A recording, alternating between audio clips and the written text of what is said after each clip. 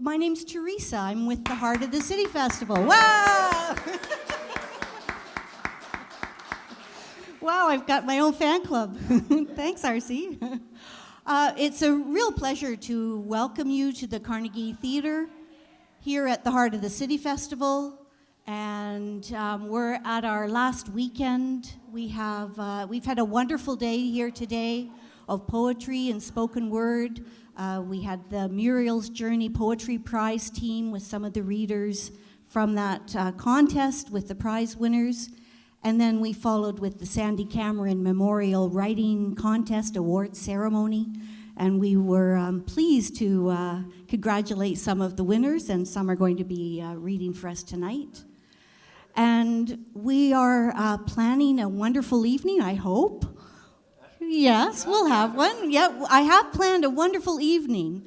You know, to kind of give you an introduction to how this evening started is, you know, not to bring us into a sad spot, but we have lost a number of our wonderful leaders and writers and poets over the last year. Just over the last year, we've lost a number of our wonderful participants in the festival who have been with us from day one. And we've celebrated their work in person. We've listened to them, we've cheered them on, and they've written for us. They've written poems and essays for us, and we've lost them now. So we kept saying, we want to do an event to celebrate this person. We want to do an event to celebrate that person. And it was like, oh my goodness, we can't do that. There are so many. So we thought maybe what would be a way to honor those writers and those poets is to have some of us who are here read their work for us. And so we've invited a full roster, a full row, and I'll invite them to come and join us on the stage in a moment.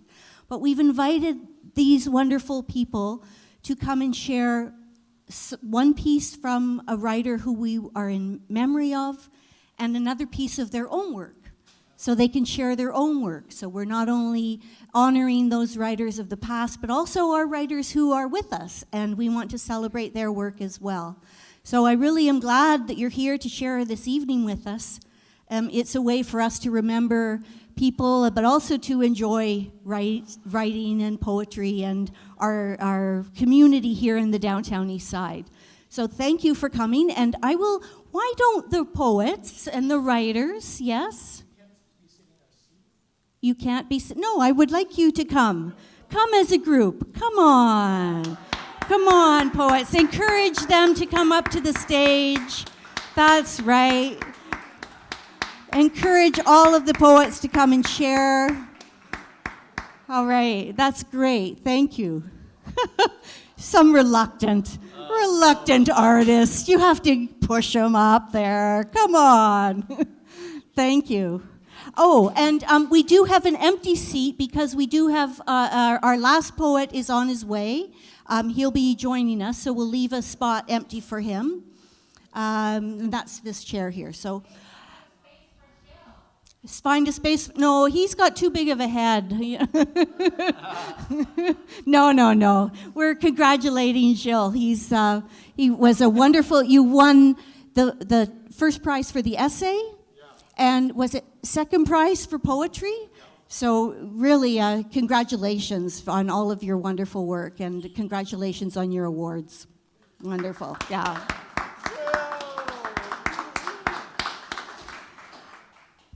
We have an MC tonight. RC Weslowski is joining us as our MC. And for those of you who know Co-op Radio, RC has a program, Wax Poetic, and also is an award-winning writer and poet yourself. Award-winning.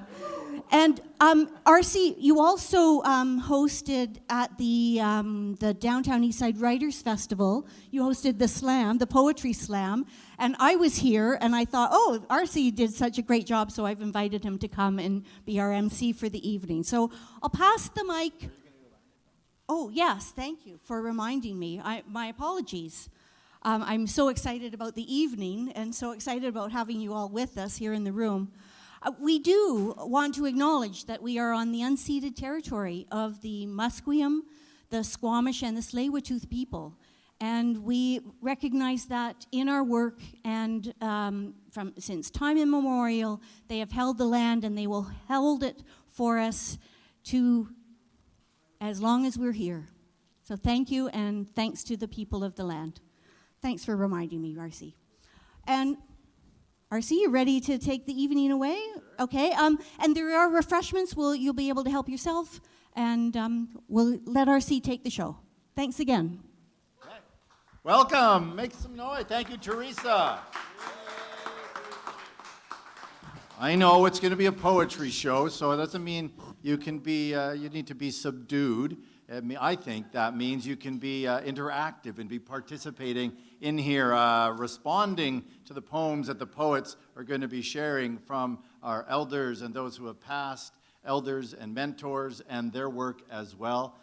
Poets, when you get up to perform, that will be your microphone there. You have a music stand if you would like to use one.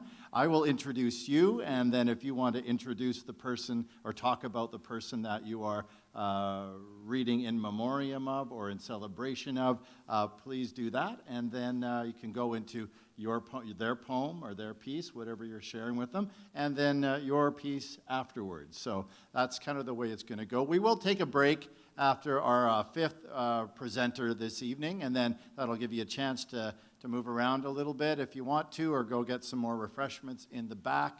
And yeah, thank you so much for being here. I'm thrilled. Thank you, Teresa, for asking me to come and MC this evening. I feel like my job is fairly simple, as I just get to introduce all the terrific people who are going to be presenting this evening. But one of the things I wanted to do, and we did this at the Poetry Slam when we had it here, God, I don't even remember when that was, back in May. So what we kind of do at the, I'm not really involved too much with the Vancouver Poetry Slam that much anymore, but in the past, whenever somebody in the community had passed on, whether it was Zaccheus Jackson or Vlad E. Vostok or some other poet who had been a part of the community, instead of having a moment of silence, because we were spoken word people, we were poetry slammers, we wanted to have a moment of noise in celebration of the people who had passed. So if you want to think of the people who are going to be, whose work is going to be shared this evening, or if you've got somebody in your heart who's passed away recently, or you just want to celebrate them right now, I thought we could do a moment of noise for the poets we're going to be sharing and talking about tonight, and for anybody in your heart who you feel you need to shout to the rafters. So basically, you're making noise any way you can, any way you want. You can snap, you can whistle, you can stomp your feet, you can clap your hands, or whatever you want to do. Or if you feel, you want to just be in silence with that too, feel free. But this is an opportunity to express your gratitude, your love, your celebration for all those who have passed that we're going to talk about. We're going to have a moment of noise, and for as long as you can, take a nice deep breath, and we'll see how it goes on a count of 3, 2, 1. Hey!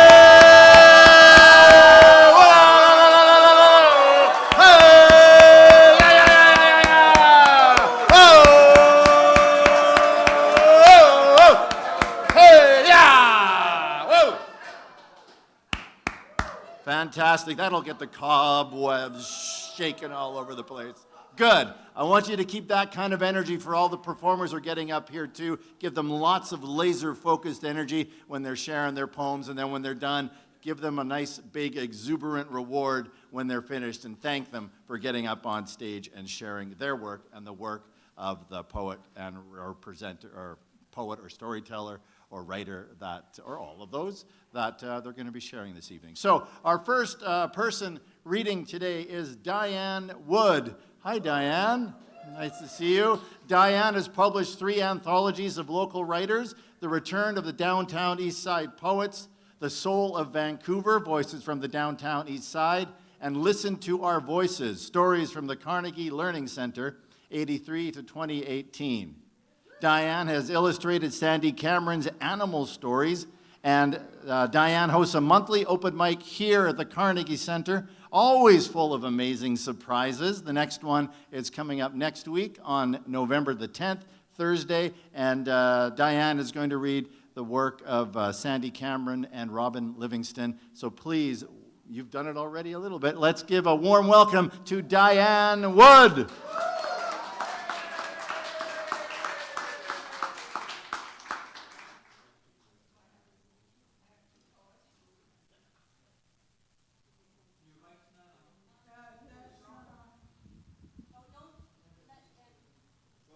I have two there it is on. I have two poets. I'm going to start with Robyn Livingstone. Robyn's sister is here. Marilyn. You're both sisters? Wow. Robyn was really well loved. And yeah, he's also on the mural down at the bottom, over in the middle there. Was so identifiable. It's one of those funny ones where you see somebody on the street and you think it's him, and then you realize it's not, because he's not here anymore. So he always brought stuff to Paul to put into the newsletter. I had a lot to choose from, and this is the one that I chose. Beyond Belief. Something to be told of the glories yet untold, hidden, magnificent. Turn the pages, tune in the ages, submitting reckless dreams of yore. Move a mountain, transfixed, keep counting on wrecking havoc. Foretell my fortune within the stars, parameters holding affirmed. Dig in, entrenched, then advance, facing lock, stock, and barrel. Actually, Robyn would never stand at a mic and read, so maybe I should read the way Robyn would have read.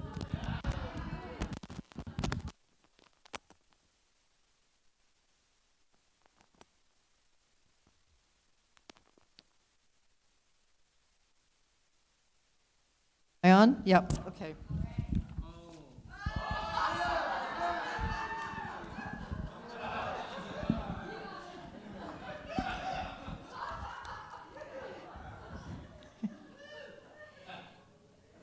Rolling, tumbling, shaked, baked, fried, you'll not be denied. Decrying tranquility, perchance to touch, to feel, and to see as easy as can be. Earth tossed endlessly, churning into a jagged descent. Free-falling disrespect, dissected and rejected, debate denied, to soar no more.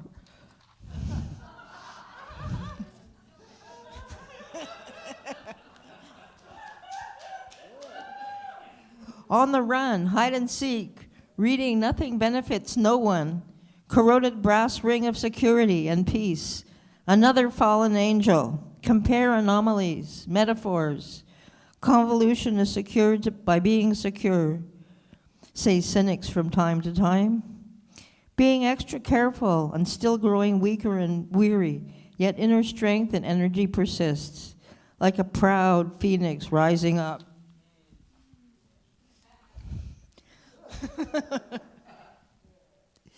Droning motors, foul engines, gasoline fumes inspire pleasant dreams while aspersions are cast with altruistic lies, condemned as bunk.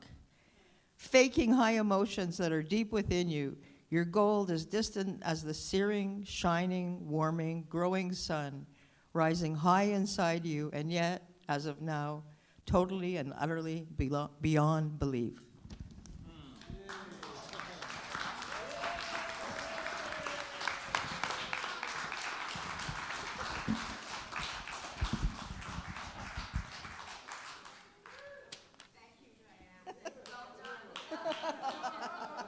No, he would never stand at the mic. I realized that halfway through. Okay.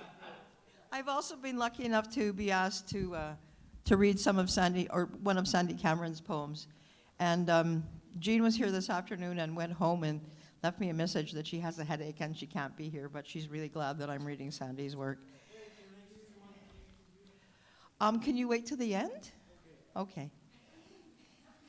So the one that Jean likes of Sandy's, because there's so much, is We Need a New Map, which actually she used as the title of the film that was made about, the short film that was made about her.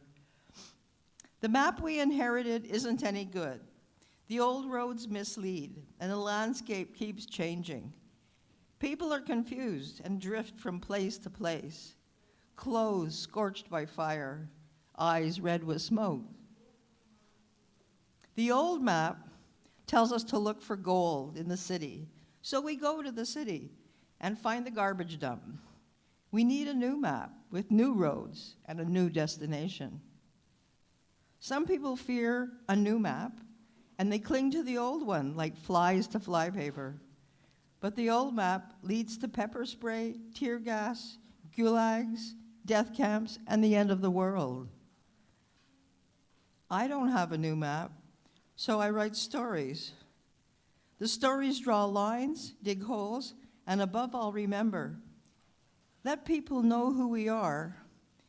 Tell them what happened to us, an old Mayan woman in Guatemala said. And this harsh world, draw your breath in pain and tell my story, Hamlet said to Horatio. I seem not to speak the official language, the poet Adrienne Rich said.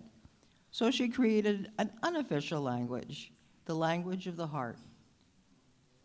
Drawing a new map is like singing. Voice handler asked Loon why she talks so much, and Loon replied, well, sir, I'm not just talking to my own ears. The spirit beings tell me that they have no place to live. That's the reason I keep talking. The loon sings the sacred into the world and creates a new map. Sing your song, friend. Tell your story. The map we inherited isn't any good. The old roads mislead. We need a new map.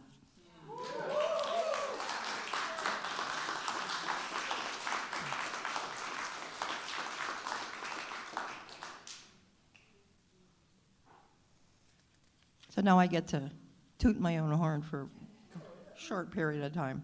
I'm going to do it standing up. Goodbye. Say goodbye to the downtown Eastside as we know it. The yuppies buying condos don't want to see us. Don't want to know about sandwich and soup lines when they shop at Nestor's. Don't care what a great pair of shoes you scored at First United while they're buying a leather jacket for their dog. Won't be looking for a dollar bag at Sunrise or in any dumpsters. Don't want to know where to get a free haircut when they're shopping for a wig.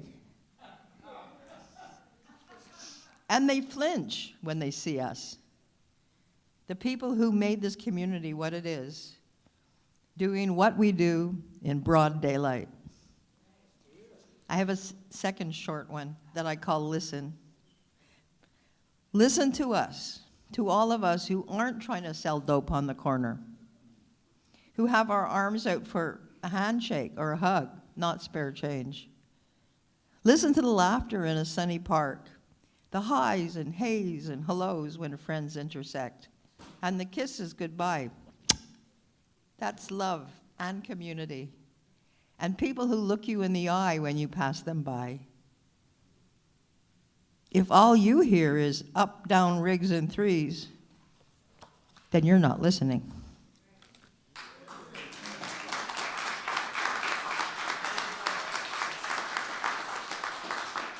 Thank you, Diane. What was the book or chapbook you were reading from at your stuff? The Soul of Vancouver. Is that available for people to get anywhere? Not anymore. We did a big giveaway when we published it. We just gave it to everybody who came. Nice. It's beautiful poems. The library. Okay. Very good. And I love the line that they don't want to know where to get a free haircut when they're out buying a wig. That's so good. I love that. That's very good. Thank you for sharing your work and for sharing the work of Robyn and Sandy very much. Yeah, come on. Give Diane a nice round of applause. Don't forget all the energy you had at the beginning. You got to keep it going. Our next presenter is Ghia Aweida. She's going to be reading the work of Joan Morelli. And Ghia has been published, you might as well, you can get up now, Ghia, if you want. Ghia has been published in several anthologies and also published several chapbooks. one full-length poetry book. She was born in Beirut, Lebanon, and raised in Lebanon and Cyprus, moved to Vancouver in 1986, where she now resides living in Richmond. She started writing with Intrepid Pens, then became a member of Thursday's Writing Collective. That's where we first crossed paths, until those sessions came to an end, and now she's a member of the Downtown Eastside Writers Collective, and was a mentee of poet Joanne Arnott. Ooh, that's pretty good. She has put together the book Continuum and is in the process of getting another book put together while working on her own. Please welcome Ghia Aweida, reading the work of Joan Morelli.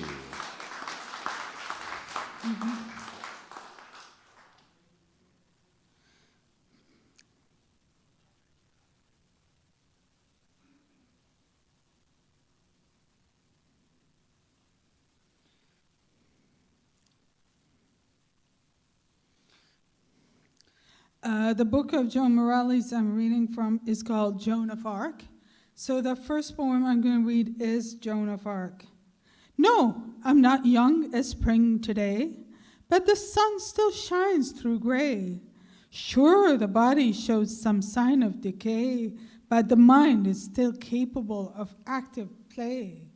Just as bold as social justice fighter, although the battle grows heavier, it's not lighter, yet Joan of Arc is feeling more and more tired and wonders if conventional wisdom has expired.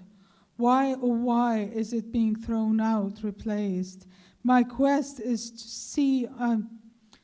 see it honored, not disgraced. Will we regain the wisdom of the savage, of you to be stuck in time, drifting along forevermore? Hope never gives up, but paces and accepts if ideas go astray. Try our concepts just when plan A gets lost at sea. Plan B promises justice eternally. Go on, cast me aside, despise me more. Go on, cast me aside, despise me more. Positive improvement in attitude, room for growth. Remember uphill battle through the steep, not tough. Remember we can all take the smooth with the rough. And that's the title of which I chose Joan's book for.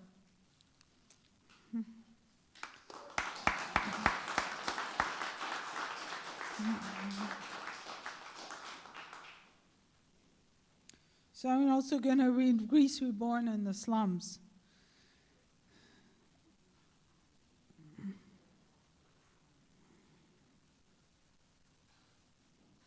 So, I, a respected CEO, have such taste. Athletics keep me fit, trim of waist. Olympics will improve this community. So quiet, naysayers, behold serenity.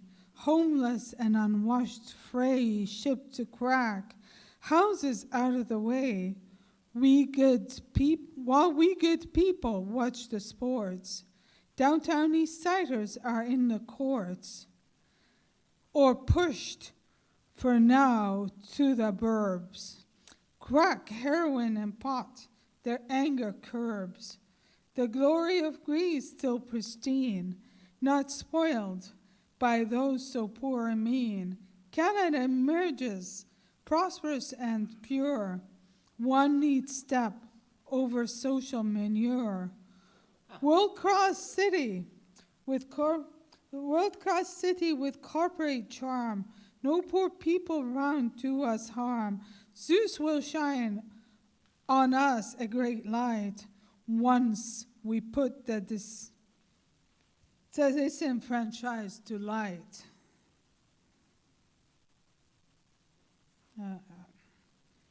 There's one I'm trying to find.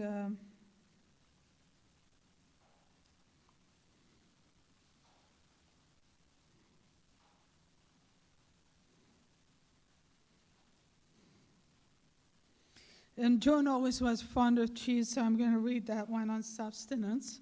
I also read it at the megaphone part, so I'm going to read. I'm also read it at the megaphone launch, so I'm going to read it. Sometimes there's no time to eat, but walking on the street has its beat. Plums, grapes, orange can cause distress. Far too juicy, they make a soggy mess. Sometimes ice cream and always cheese, with bread, crackers, and alone as you please. Oliver sang food, beautiful food, please, please. I say delectable, desirable, delicious cheese, with so many varieties from which to choose. Cheese wicks and satisfies the body from head to shoes. Marie Antoinette can talk of bread and cake, but cheese is the happy ever after food I'll take. So now I'm going to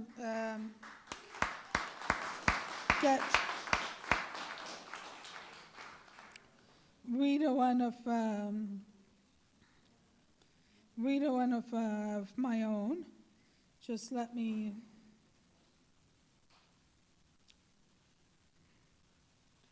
find, or I can read the one of my own, which I wrote about Joan. Your choice. What? Okay. All right. I will. All right, I will. So I'm trying to figure out.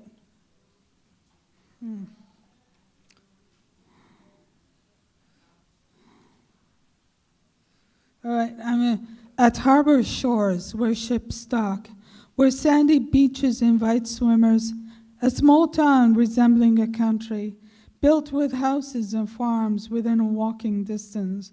From the shore among the shade, spruce and fir trees leading to a road, where a dense forest of shady trees leading to mountain tops, where shady straw leads the traveler upon a hiking trail, while another day coming to seashore to build sandcastle while taking a plunge in cool waters. Am I out of time? Thank you, Ghia. Ghia Aweida reading the work of Joan Morelli. Give Ghia another round of applause, please. Oh, okay. We have a seat for you. Welcome. So, up next, we're going to be hearing the work of Bud Osborn, and presented by Kedrick James, friend of Bud's. Kedrick is of Gnostic heritage and born on the traditional lands of the Musqueam, Squamish, and Tsleil-Waututh nations. Friend of the late Bud Osborn, whose poetry he'll be sharing. Kedrick has worked among the good people of the downtown Eastside for over 30 years, initially doing outreach with street youth, directing the Slice performance group of the 1990s. And you might remember the Church of Pointless Hysteria. Kedrick ran that for an art gallery and performance venue where Bud Osborn performed. It was located on the 100 block of West Hastings for 7 years prior to being renovated for the Olympics, renovated back in 2003. One of the neat things that Kedrick is doing these days, he's got the Phone Me free mobile app for place-based spoken poetry, which hosts poems by many of the amazingly talented poets of the downtown East Side. Kedrick might talk a little bit more about that. He's also currently currently works at the University of BC in the Department of Language and Literacy Education. He's a lot of fun. Please welcome Kedrick James. Wow. Oh, thank you so much for inviting me, Teresa. And this is an amazing festival. I love to be here and to do something that I think is really important, which is to commemorate the people that we have gotten so much from and have been such shining lights in through the long, difficult struggles that have gone on in the downtown East Side. I just want to put, maybe there are people here who know knew Bud Osborn. Anybody here knew Bud? He owned this community. He did, right? I'm just going to give a little tribute to the Richard Tetreault-inspired mural, which has Bud and his CD Lonesome Monsters. When he was doing music, he was often playing with two of our veteran jazzers from the community. So just in light of the amazing readings coming up, I won't read some of his longer poetry, though I would love to go on all night with Bud's incredible work.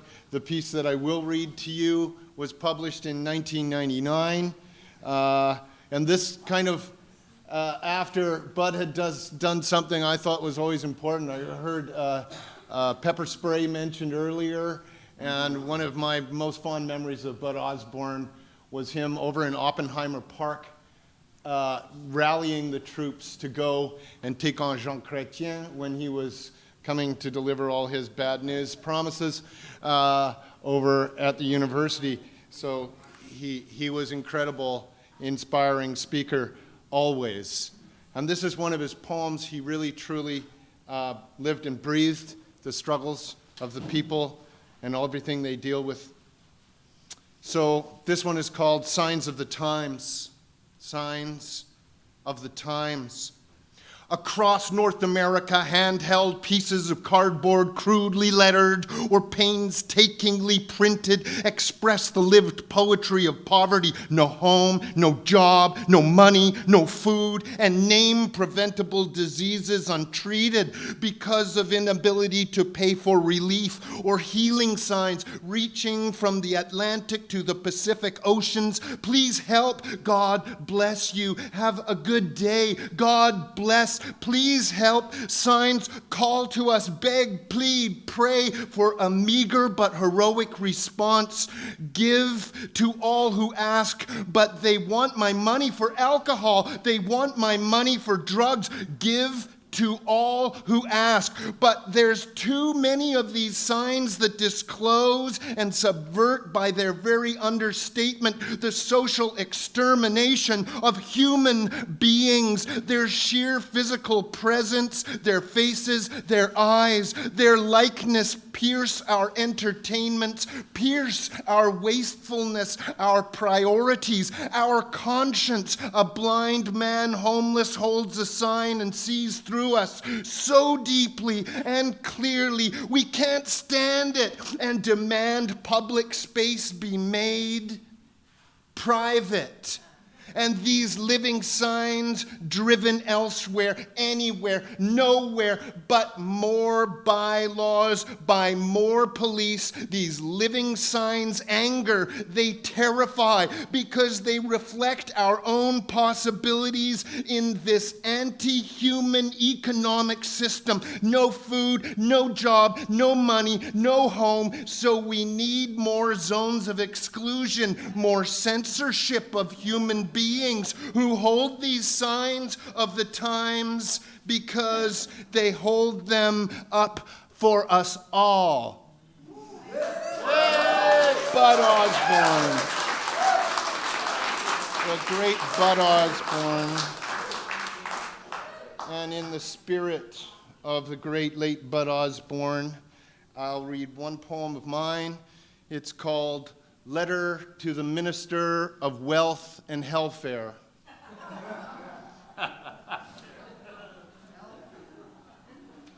Let me get to the point. The point is time, and the time is now.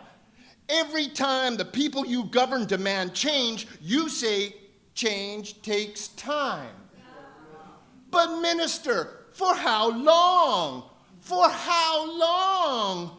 For one has no time for time, takes time to take time. For even other times to steer clear, one must have no time be timeless.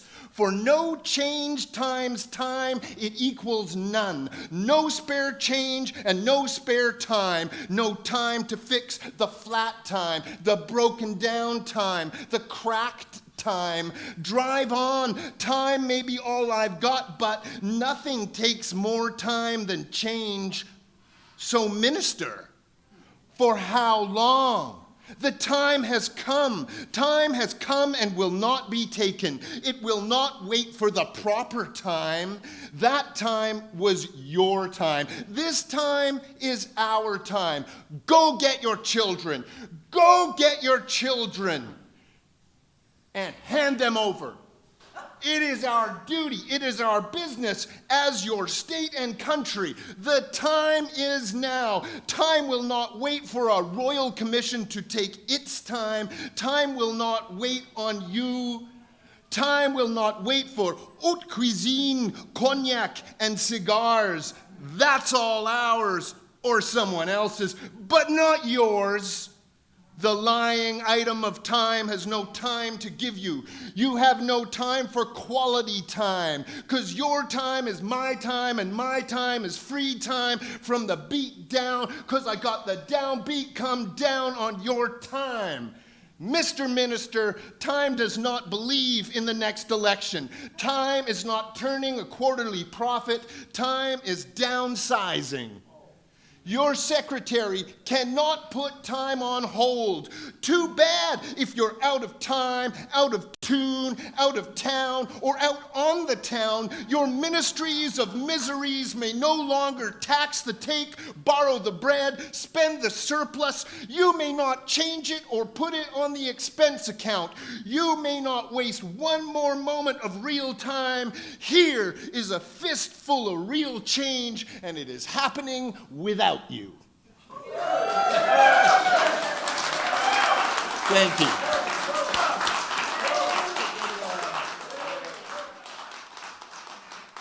That is Kedrick James, and Kedrick is also reading the work of Bud Osborn. We continue on. Yeah, let's give a round of applause to all our poets so far. I hope you're enjoying the evening.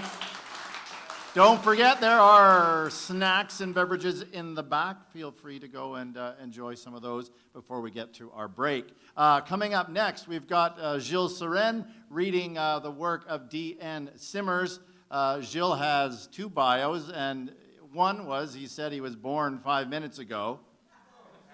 And then that time has gone, and the time is folded back in, and there's so much time that we now have time for Gilles, because Gilles is beyond time. He's a downtown Eastside writer, published the work Emerge, which is a poetry chapbook.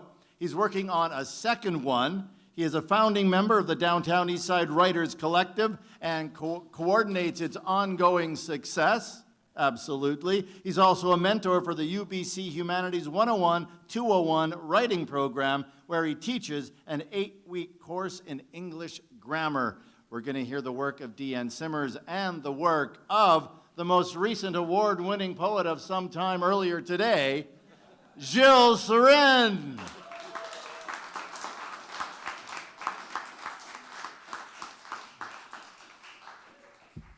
Hello, everybody. Thank you. Thank you. Neil is who got me in here. I met Neil at a Word on the Street event at the Vancouver Public Library some 7, 8 years ago, and he told me about Thursday's Writing Collective. So the fact that I'm here is all his fault. And well, no, kidding aside, him getting me here really transformed my life. And I was really shocked and saddened to see him go, because him and I were almost exactly the same age, and we had both exactly the same number of years of sobriety. So his passing impacted me in a really, really deep way, and brought me to reflecting on my own mortality. This is a poem that he wrote called Survival. And it's published in Continuum, which is an anthology of Downtown Eastside writers from the Downtown Eastside Writers Collective. Survival. Granny would visit us using the electric streetcar up Main Street to our place on Ontario Street. Dad had lost his will in Prince George. We had no money. Granny would bring us food and some clothes and would cook, while Mom was still working at the hardware store, doing errands at 49th and Main, trying to make some money. All my friends were renters and had 2 or more brothers and sisters. Our jeans were from the library, had patches on patches. Only books we had and magazines were secondhand throwouts. That year, it was cold. Mom started to ration the sawdust in our sawdust burning furnace. We did a prayer every morning that we would not run out of fuel. We felt the fear, but we did not know what we could do, what we would do to help, being young and helpless. The winter of 1957-58 was cold, and the economic times cruel.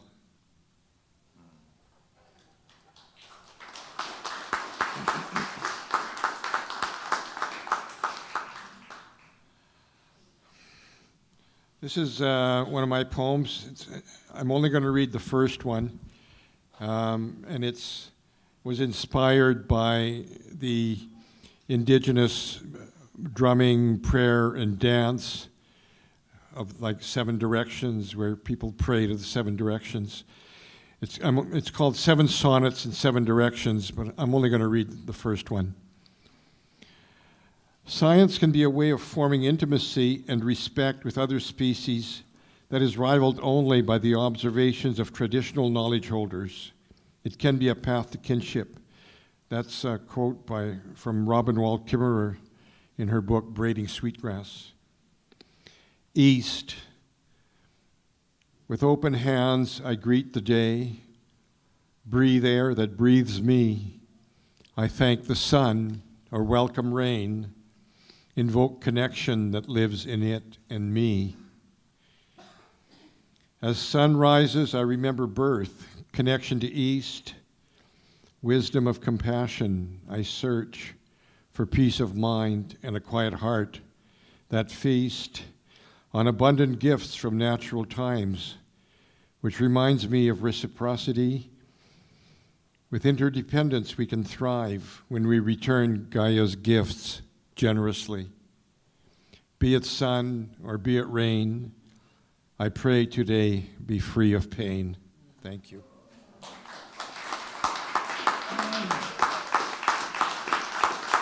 Thank you, Gilles. Thank you for being a great audience, listening very intently when the poets are up here, and then when they're done, yay, clapping and cheering and shouting. And thank you for doing a fantastic job. We've got one more poet coming up before our break. We're going to listen to Elwin Xie read the work of Jim Wong Chu. Elwin has been a part of the last 19 years involved with the Heart of the City Festival's technical support team. Prior to this, he was in the Downtown Eastside Community Play. Last week, he was one of 6 participants in the Intangible Treasures of the Downtown Eastside Shadow Puppets. Amazing. His 10-minute shadow puppet story, that's already pretty cool too, is named Union Laundry, a traipse down memory lane growing up in the family laundry business in Chinatown during the 60s. Please welcome Elwin Xie. Thank you.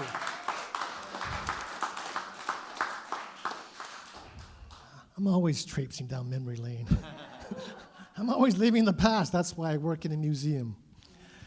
Yeah, thank you so much for joining us here today.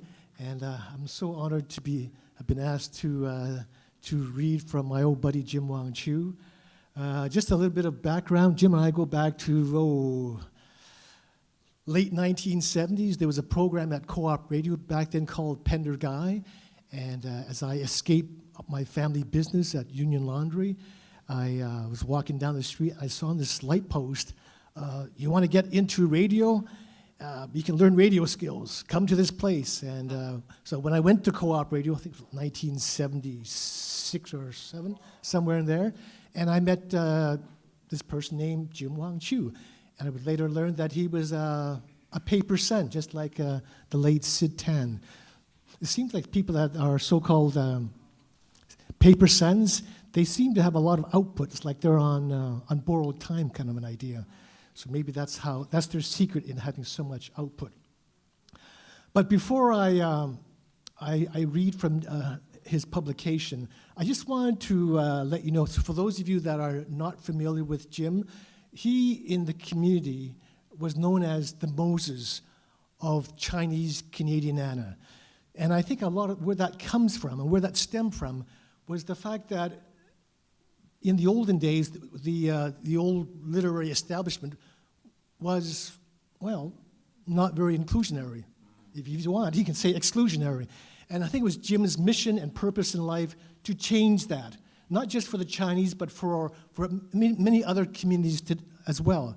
And I know today we take that all for granted. I mean, we still use that term inclusion and diversity. Back in his day, there was no such thing. And he wanted to change that. And he also knew that it wasn't just about him. It was all about his community and bringing his people up, because he hasn't arrived until his people have arrived. And that's why when you look at some of his publications, he was the editor. He was always encouraging people to tell their stories when our stories were being silenced and with no spotlight being shone upon. So it is people like Jim and like Sid Tan who we stand upon their shoulders when we're telling stories today, and we must not forget that these things was not always like this. And is that a photograph up there? Yes, so as you look over my shoulder, you'll see that Jim's, this photograph here was actually at his exhibition on Georgia Street. And you'll know that there was an exhibition of his photographs. So Jim, in addition to taking photographs, he documented Chinatown. He was an author. He was a community organizer. He was like a one-man wrecking band. So you couldn't really pigeonhole him because he basically did what was not done. It's like, this is missing, well, damn it, I'll do it. And everything that he did, he subsidized by his union job. Because everything that he always said that, this project is costing me money. And if those of you that knew him, he went broke. And actually one of the projects was called Going for Broke, and it literally went for broke. And that was the Fire Hall Art Center. But I wanted to point out to you his t-shirt here, The Grateful Dead. Can you see all that? So those of you that are familiar with the Grateful Dead, or maybe you're deadheads, will know that followers were known as tapers. What was a taper? A taper was a person that recorded Grateful Dead concerts with a cassette tape, and the idea for Jerry Garcia was to share the music. It was not for Jerry Garcia and his band to make money. Oh no, his attitude was, take my music, and if you can, make money from it. And that was the idea of Jim Wong Chu. He was not in it for himself. He wanted other people to prosper, right? He was not on an ego trip. And that's why Jim Wong Chu is wearing that t-shirt. And that's why I have selected this photograph today. The other thing, thank you. The other thing that I wanted to talk to you about today is that today at UBC, this is a program called Canadian Migrations. And, Jim had that idea way back in the 1970s. And back then it was called Asian Americana. And what was it? It was, again, the mainstream society not telling our stories. But Jim was like decades ahead of us. He knew that because he had connections to California, he had connections to the Toronto, he had connections with the activists in Washington. And he always said, why isn't this happening in Vancouver? And that is what he sought to change. All right? Enough introduction. Sorry, is my 10 minutes up? So I want to read today from his publication. It's called Chinatown Ghost. And if you look carefully, the front cover is that of Chairman Mao. And he chose this deliberately because this photo here was very controversial in its time because it was Chairman Mao and his eyes are scratched out. And that's why he chose this image. And this is the first Chinese Canadian book of poetry. And it's 60 pages. Why is it 60 pages? Because you need 60 pages to have a book with a spine. That's why. All right? So let me read to you this following is called Equal Opportunity. All right? Equal opportunity. In early Canada, when railways were highways, each stop brought new opportunities. There was a rule. The Chinese could only ride the last 2 cars of the train. That is, until a train derailed, killing all those in the front. The Chinese erected an altar and thanked Buddha. A new rule was made. All right? The Chinese must ride the front 2 cars of the train. That is, until another accident claimed everyone in the back. The Chinese erected an altar and thanked Buddha. After much debate, common sense prevailed. The Chinese are now allowed to sit anywhere on any train.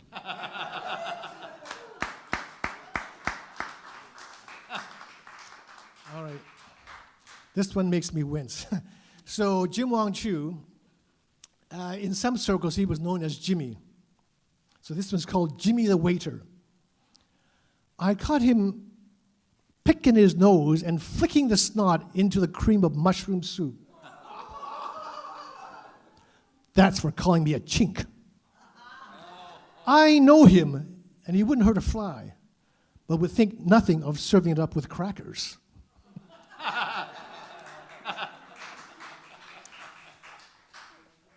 So many in the Asian Canadian community respect and revere Jim Wong Chu, but who did Jim respect? We're not sure about that one. He respected this author named Frank Chin. Now, Frank Chin was an activist, a playwright, an all-around mouthy, opinionated shit disturber. And Jim respected him so much because, in fact, he respected Frank Chin so much that he, inside this book, inside this Chinatown Ghost, he's got a passage from Frank Chin's play called The Year of the Dragon. So just to set this up, so this is a script, I think it's the first page, actually the opening scene of Year of the Dragon. And Frank is playing a tour guide, all right? So this is, and he's, oh, by the way, he's wearing a cowboy shirt, all right? And when Jim does this scene, he too is also wearing a cowboy shirt. If you watch it on YouTube, that's why I'm wearing a cowboy shirt today, all right? All right, so here we go. This is Elwin imitating Jim, who's imitating Frank Chin. You got that? All right.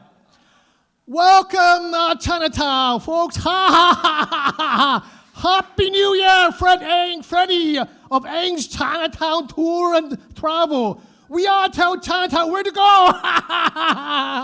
I'm top guide here all week. Chinese New Year. Shh, boom, boom, mutsy, mutsy, fiery cracker. But you're my last tour of the day, folks. And on my last tour of the day, no hooey. I like to let my hair down, drop the phony accent, and be me, just me. I figure once a day, I've got to be me.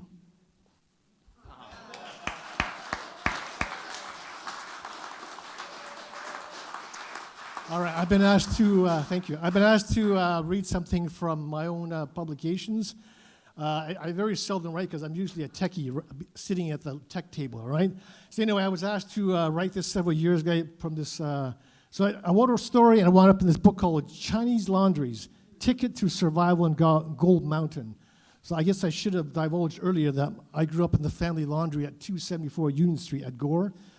Today that neighborhood's commonly known as Hogan's Alley, but when I was growing up there in the 60s, I guess I didn't pay much attention, but anyway, there was a history of the black community there before we were pushed out by the Georgia Viaduct. My family is one of the ones that were pushed out. Anyway, so this goes for a couple pages. This is just one paragraph, and it goes something like this. Sundays may have been a day of rest for many, but for the laundry, it was equipment maintenance and repair day. I was the youngest and the smallest of the brothers, so I was naturally the one who had to crawl into small spaces around the laundry machinery. Me, Elwin, was the lucky one to help grease bearings in tough-to-reach locations. My father would routinely have me crawl into the inner cavity burner of the flat iron mangle where the flame ports needed to be unplugged with a small poker. This was done to prevent uneven heating of the massive round cylinder.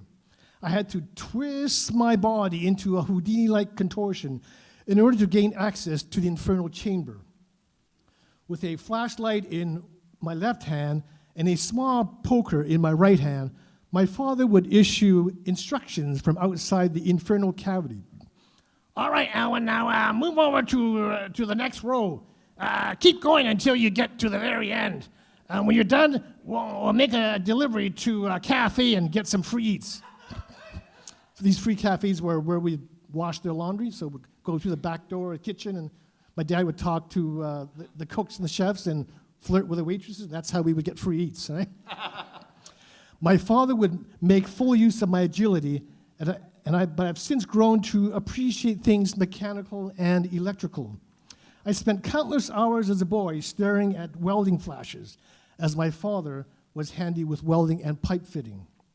The lightning effects in the laundry were a combination of fireworks display and strobe lights in a nightclub, complete with a smoky haze. Purple haze, purple haze. So I end it with smoky haze or purple haze because you know that was a song by Jimi Hendrix. And Jimi Hendrix's grandmother, Nora Hendrix, repeatedly worked at the Vise chicken shop down the street.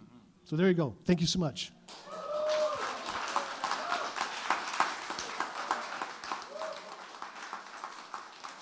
Elwin Xie, thank you so much for that history of Jim Wong Chu.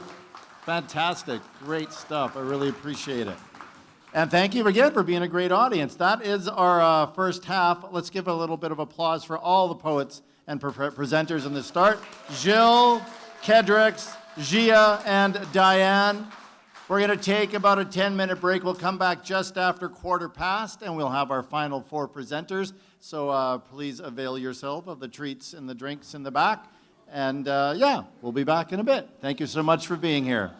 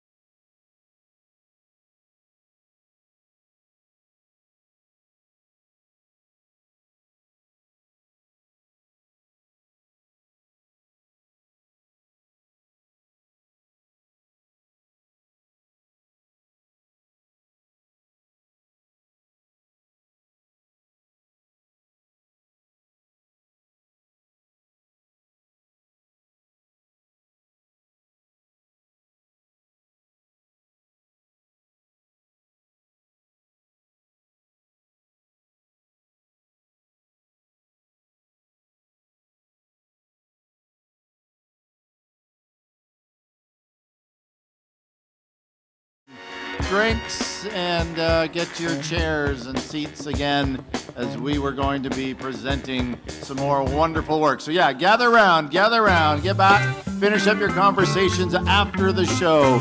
So let's get back to your seats, okay? How cocaine, Casey Jones, you better watch your speed. Trouble ahead, trouble behind, and know that notion just crossed my mind.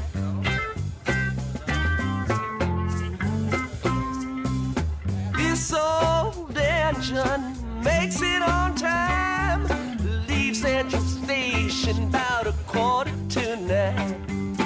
At Trevor Junction at 17:02 at 9:45. You know it's traveling again. And let's get all our poets back up to the front of the stage as we're going to get going here in just a moment. Please gather around and get back. Watch your speed. Come collect the energy as we get ready again. Trouble behind, and know that notion just crossed my mind.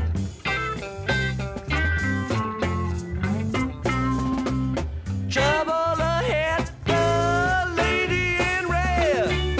Take my advice. All right, come on now. Let's get back to your seats. Ghia, come on. Switchman sleeping Everyone, train. gather round, gather round. 102 is We want to hear the other folks. track As we are settling, for you. I would like to remind you, maybe you don't even know, I forgot that this was happening, but this event is also being live streamed out onto the internet, the World Wide Web, for accessibility reasons, which I think is a great thing. So I think it would be fun if you just made some noise and say hello to all the folks watching on the live stream. So just put your hands together and say, hi, everybody! Hello! Hello! Nice to see. Thank you for watching us there, wherever you are around the world. And we want to thank Kimmett and Hector, who are looking after the live stream for this evening as well, and maybe other evenings as well, or other events. I'm not even sure of that. Andy is doing our sound this evening, and Andy is putting up our images up on the screen. So Andy deserves a big round of applause. We've got Colleen and Priscilla working the front of house and the table with all the food and the beverages. Thank you so much for doing your work. Tom is looking after the photos for this evening. And of course, Teresa, who helps put on this festival. Give Teresa a big, lovely round of applause. And also to all the volunteers who help make this festival and the Carnegie Center and the Downtown Eastside Writers Festival go, because without volunteers, a lot of festivals wouldn't really be happening or happening very as well as they do or as often as they do. So thank you to all our volunteers.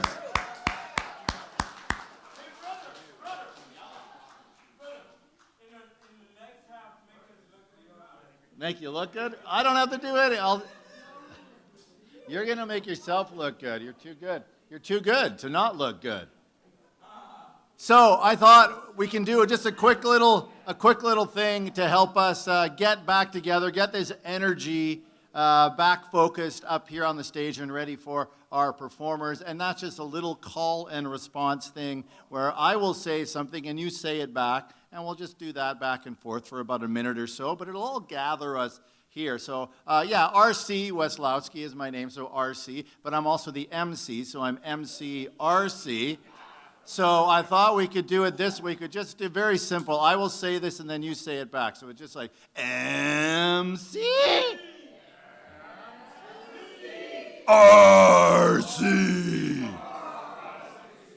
RC RC RC Emcee.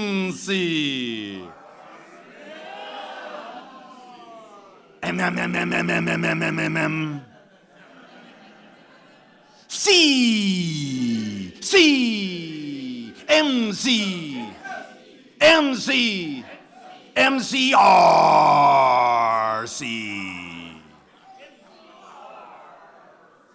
Yeah, that's good. You did very. We did good for a little bit. There we go. Great. Good job.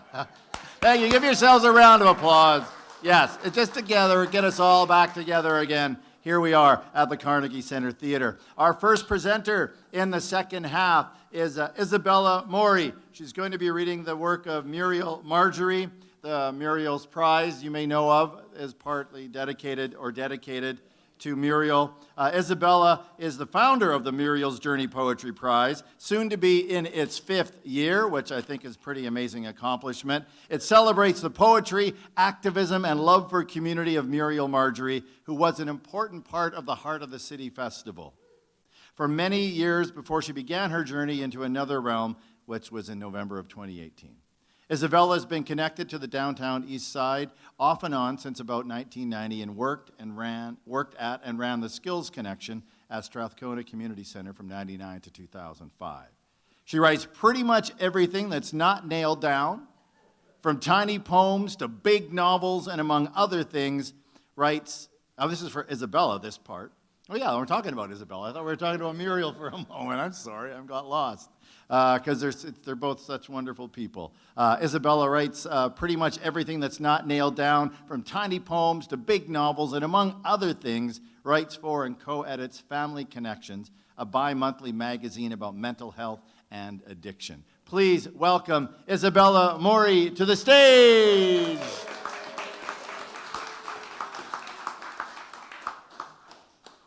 Hello, everybody. It's great to be here. How's the mic? Am I in the right direction here? Yeah? Okay. So, so I'm a big fan of Muriel Marjorie. Well, what can I say? So her name, she went by Muriel Williams and Muriel X and Muriel X Williams.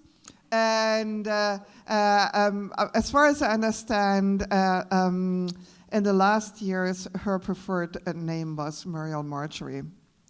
And she, I mean, just like, so many other people here that we're talking about, of course, had to do everything differently. It's one of the ways in which we're like really kindred spirits. So here's what she wrote for her bio in the 2012 story weaving program, which was also part of Heart of a City.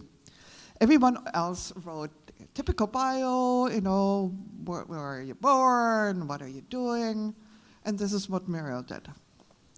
Muriel X. Williams, performer and contributing writer. Who? Muriel X. Williams. Who? A downtown Eastside poet. Who? Matrilineally Gitson. Who of the Owl Clan? Who? Question, why are there forests? Answer, because even trees like to live near family and friends. Who,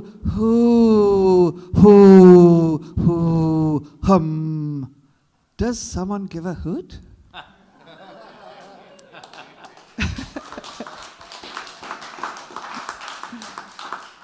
So that's Muriel's bio. You know everything about her. So I'm going to read 2 of her poems and 2 of mine. The first one is called Testimonial, but I think it's better known as I Love the Downtown East Side. So as you probably know, Muriel was an amazing performer. I can't do that justice, but I'll try my best. And she also uses some what seems to me indigenous words here. I tried to find them online and I couldn't, so I'm just gonna pronounce it the way I think it might be pronounced. Hadi, hadi, hadi so wenzen nama. Hello, hello, hello, how are you? Yes. To the Creator, aka God, I say, Namigwich Osem Hitchka, thank you. My name translated is bittersweet, and I'm middle-aged. Some of my friends don't like me saying this as it means they're middle-aged. As usual, I'm an outsider, and you know what? I found a home in the downtown East Side with other outsiders. In this community, you can be arrested for painting a beautiful watercolor scene at the old Woodwards building, or threatened with charges for painting a wee little daisy there. In the end, the daisy won out, but the struggle continues. I love the downtown Eastside because of its beauty and its strength in its refusal to shut up and its insistence on justice. For example, the missing women. No one hears our voice except to perpetuate stereotypes. Missing women.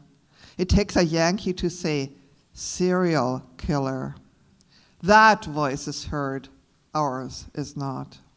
Although we have been saying this and much more for some time. One serial killer is convicted, but still the mystery remains and mounts.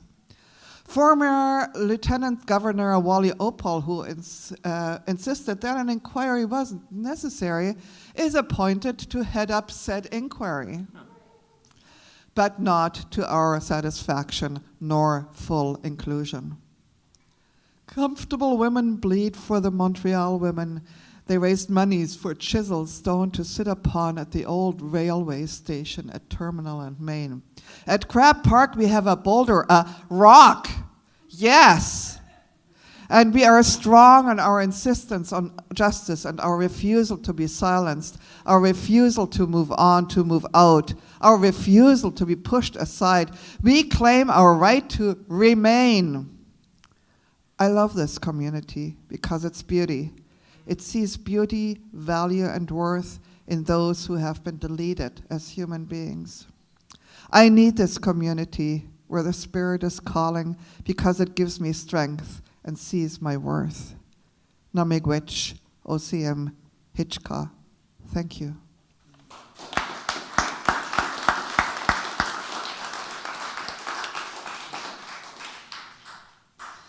This one is called Memories. There is an amazing video of Muriel reciting this on YouTube, and I encourage you to watch it. It's incredible. At 17, I live off memories, dunk them, day in, day out, regurgitations stuck.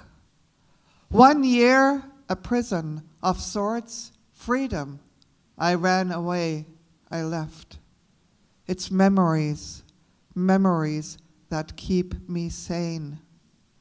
Masked agents sanitize me, masked visitors, gowns slippered and hair-capped, blues and greens, the protection unit for crying out loud.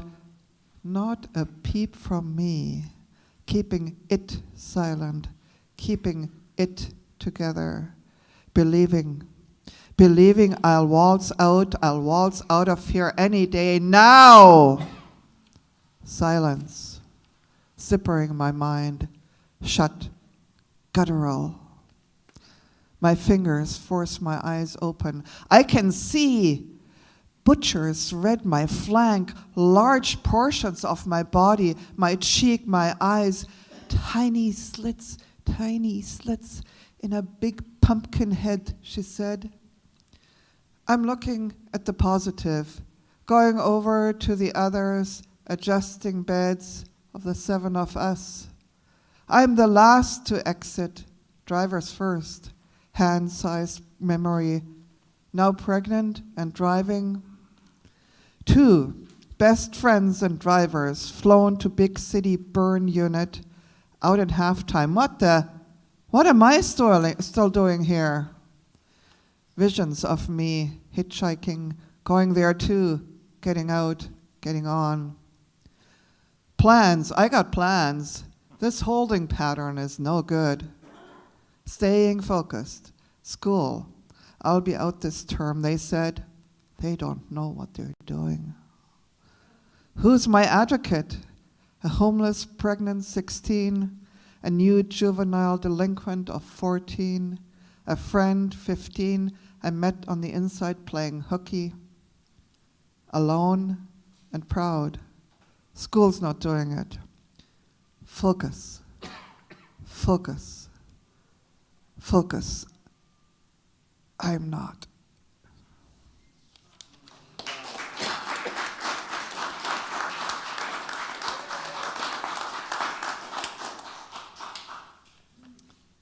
And here are two little ditties of mine. I chose two old poems because I'm quite sure that Muriel has heard them. So I wanted to kind of put that together. This one is called Beautiful Pain. That pain ain't hiding no more. It's out, wears bright colors. Pink, mauve, violet, red, lilac. That pain has come out proud and prances its strange traits. Beautiful pain. Beautiful pain, don't hide behind shut eyes no more. Beautiful pain, dance round and round in slow baroque motion for everyone to see. Here, I'll dance this slow minuet for you, all alone in my regal red robes for you. Here, I'll dance this slow minuet for everyone to see. In the big hall, all alone, my pain dances a slow minuet. And one more. Thank you. This one is called Enough. And it is not enough, and it is not enough. Not enough words blown into the summer rain night, not enough said, not enough sung on this summer rain night, not enough told. It is not enough, not enough. Not enough cried, not enough sighed on this dark summer rain night, not enough hands felt the rough edge of anguish, not enough blood spilled from hearts raw with pain, not enough burned, not enough torn. It is not enough, not enough. Waves lick the sand in the middle of the tide. Pebbles gurgle and wander way out of sight. The moon shines whenever the clouds feel like parting their curtains. Wind blows when it blows, comes and goes. The water is salty, the night is dark. The waves lick the sand enough, the pebbles gurgle enough. The moon shines enough, the clouds move enough, the wind blows enough, the water is salty enough, the night is dark enough.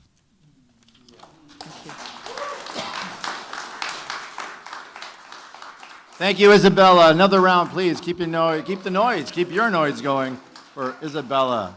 Thank you for sharing those words. Up next, we're going to be hearing Todd Wong read the work of Wayson Choy.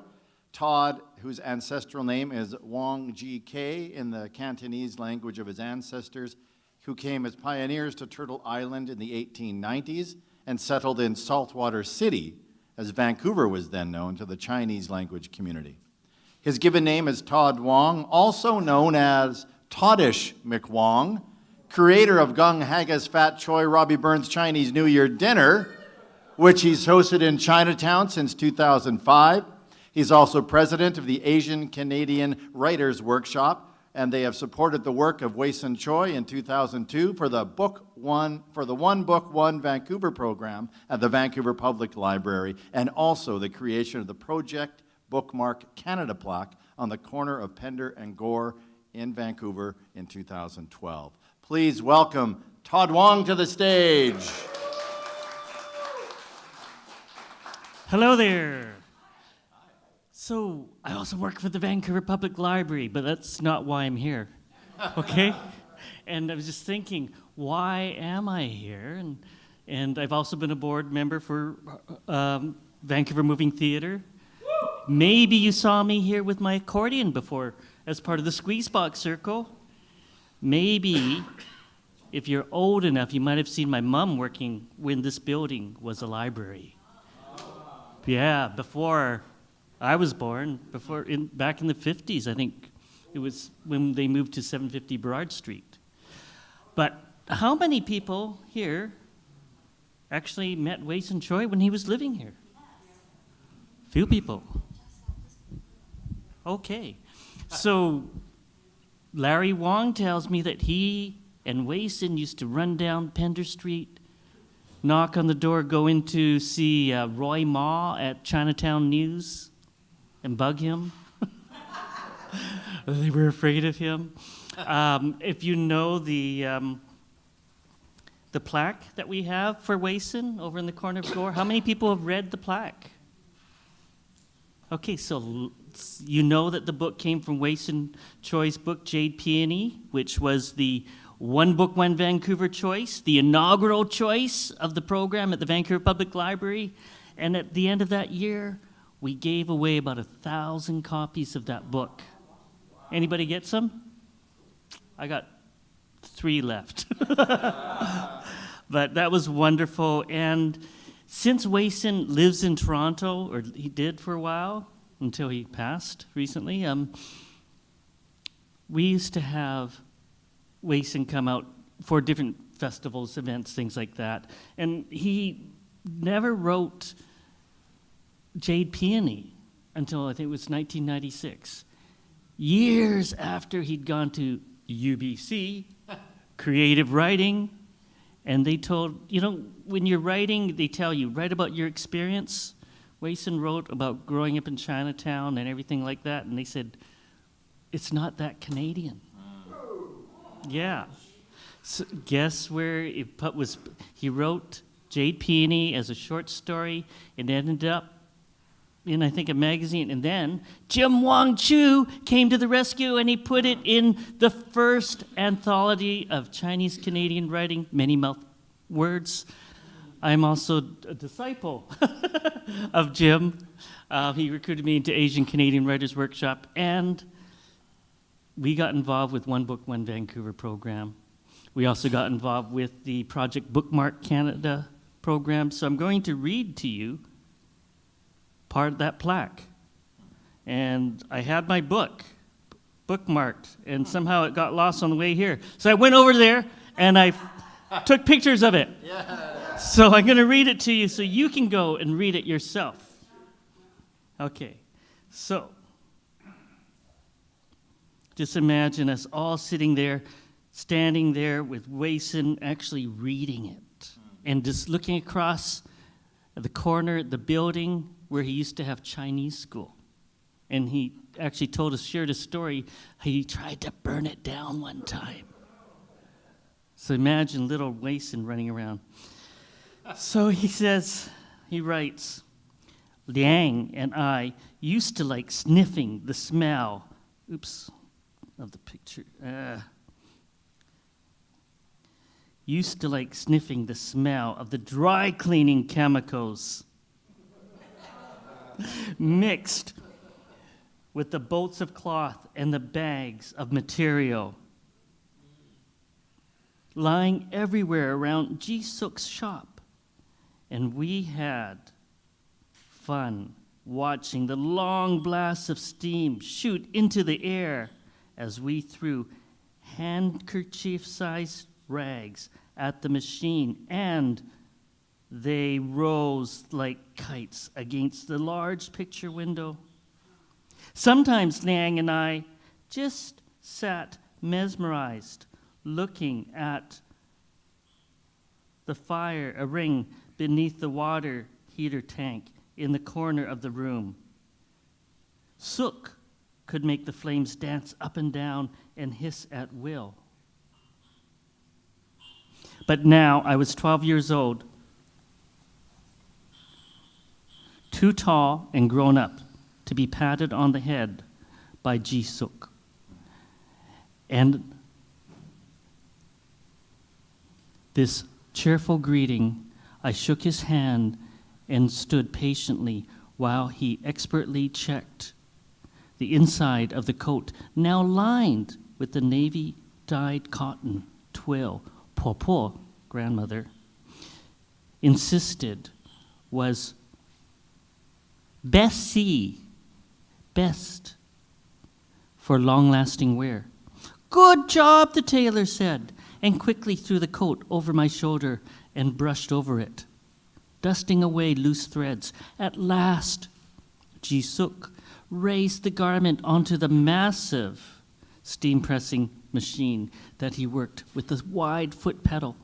He began raising and lowering the metal panel, pulling it down with one hand as he wiped the fog from his wire-rimmed glasses with his other hand. Luxurious blasts of steam penetrated every fiber of the coat. The machinery hissed and sang, and flames danced blue and red in a ring beneath the water heater. The wool material stiffened. Like new, in the mix of chemicals and steam, the brass buttons began to gleam in the sunlight, pouring through the store window. Ji-suk pulled the last panel through the steam and then swung the heavy, now quite stiff top coat majestically off the machine. Everyone stood back. In the narrow workspace of American steam cleaners, Ji-suk slowly draped the coat over me. Jung looks like the young Generalissimo Chiang Kai-shek, Mrs. Lim said, clapping her hands. We should take a picture. This is a man's coat, Ji-suk grandly announced. All you women, stand back. I felt intense heat embrace my shoulders, then curve over my back and drop upon my chest. I felt like the young warrior receiving the gift of his bright armor, a steely gray coat born from fire and steam.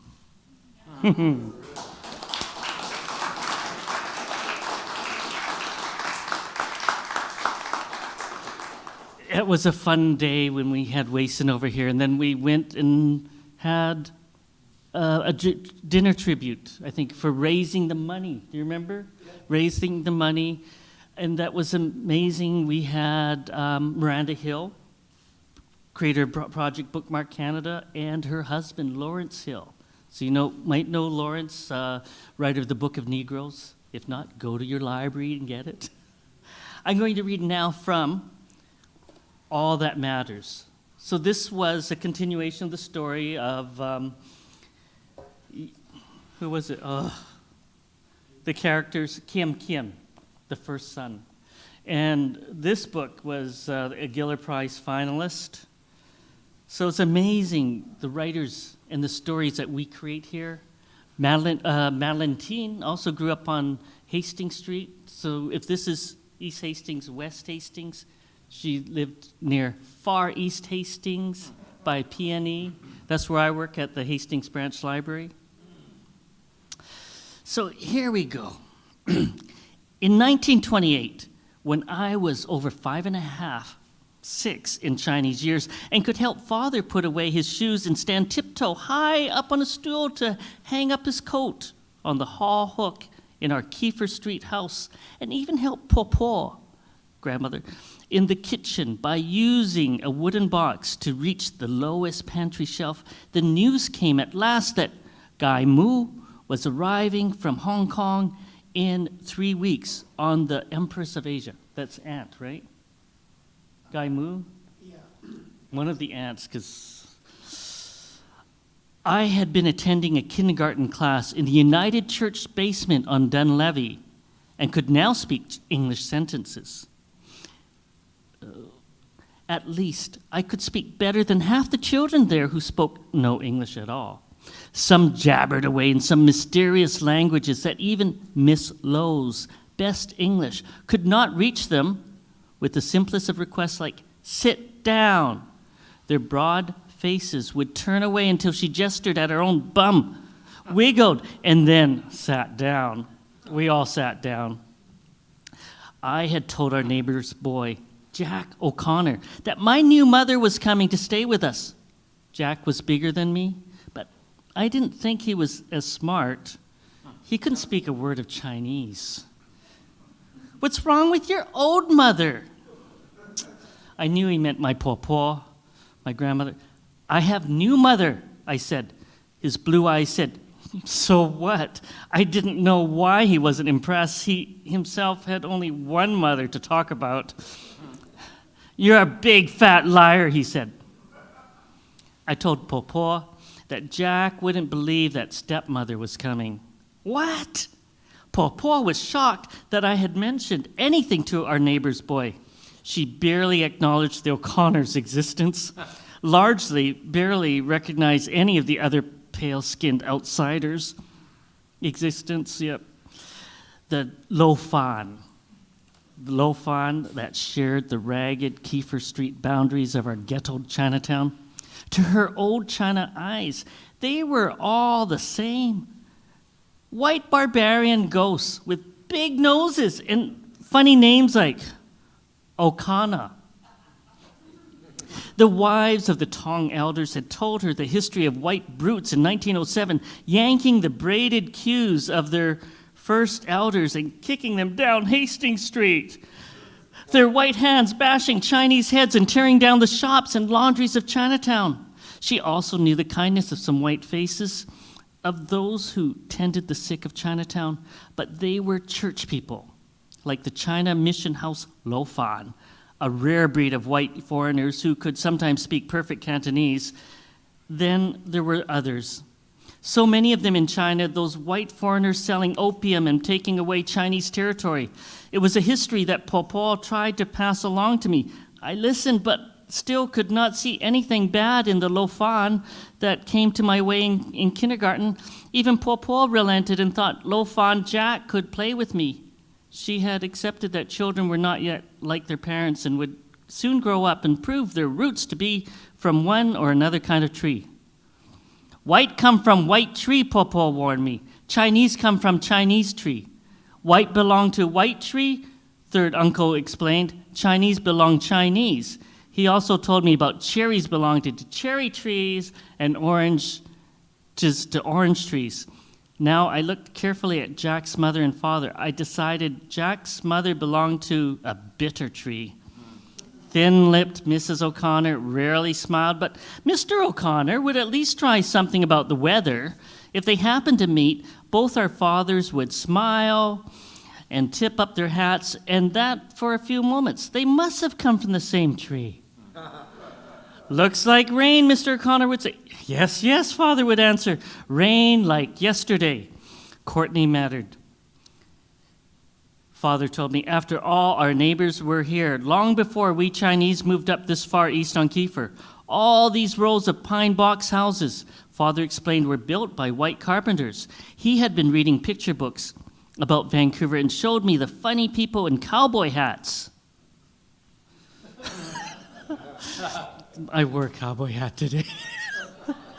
There was a time when nearly every Kiefer Street house was occupied by an Irish family or by white people who spoke no English at all. But I didn't care about history lessons. Why is Paul mad at me for talking about stepmother? What did you tell little Jack? I hesitated. Paul picked up her chopsticks. Using my best English so that only Father could understand, I half whispered, I tell him my new mother is coming. And before I could stop him, Father translated my words, and before Father could stop her, Paul's chopstick snapped, stinging against my head. The voice grew stern and hard. Tell whites nothing. Oh, my goodness.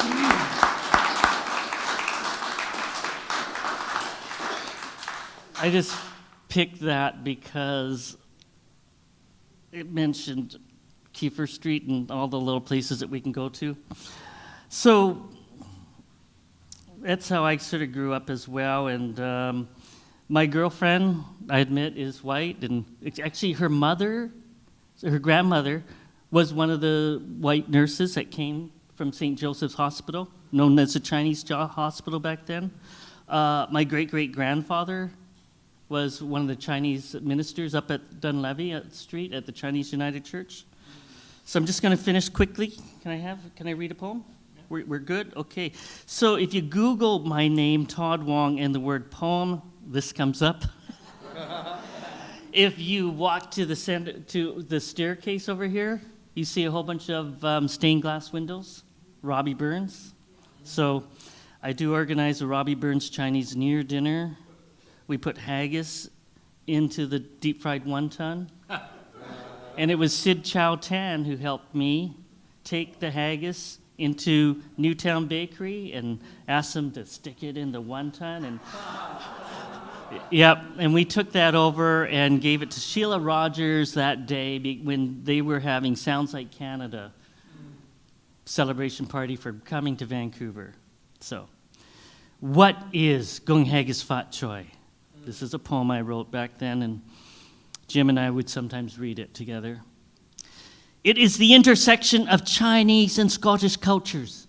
In a new land, in a new voice, in a new vision.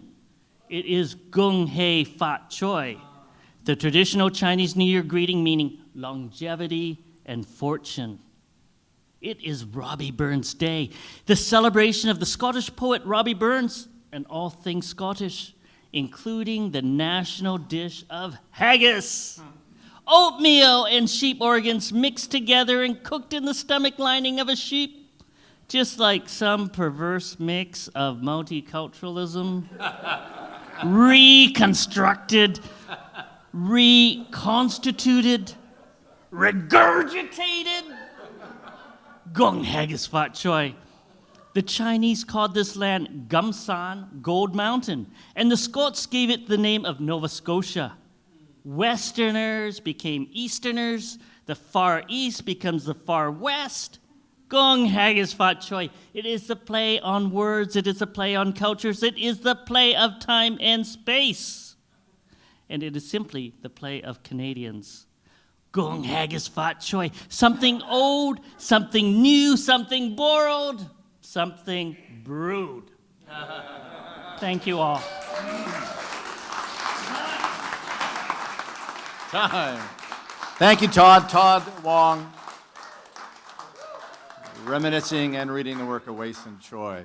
Up next, we've got Shauntelle D.C., who is going to be sharing the work of Zaccheus Jackson Nice, who some of you may know from working down here at some of the downtown Eastside Writers poetry slams and workshops, and also just from being a hell of a great guy. Shauntelle is Hullabaloo, which is a youth poetry festival, an underground Indies poetry slam champion.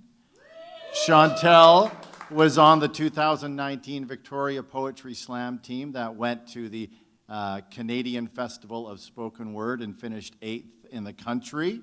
Wow. They are currently, they're also a soccer player, a basketball player, and I know that they do that a lot, and they write some poetry. But they're an amazing poet, and they do some wonderful work with sports. And she's moved to Vancouver a couple of years ago to go to school and graduated from the Spa Aesthetics program at Blanche Macdonald in January. Please welcome to the stage Shauntelle D.C.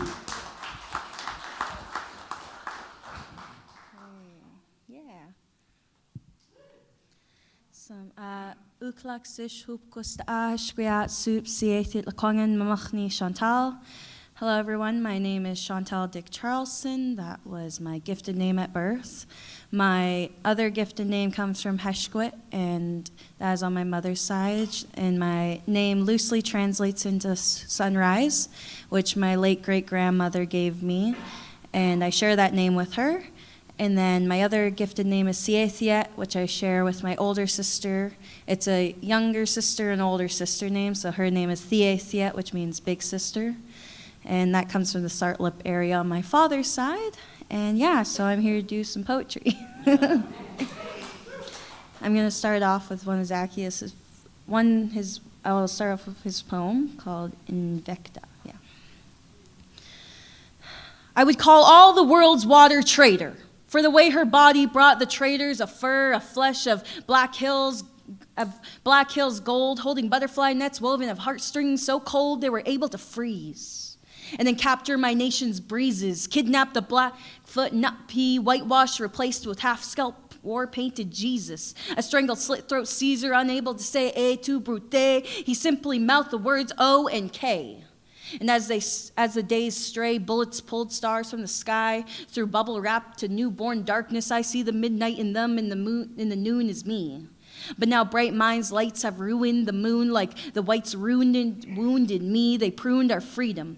Clip, snip, quick flip, bonsai treat 'em. Now we are unneeded like weeds in the Garden of Eden.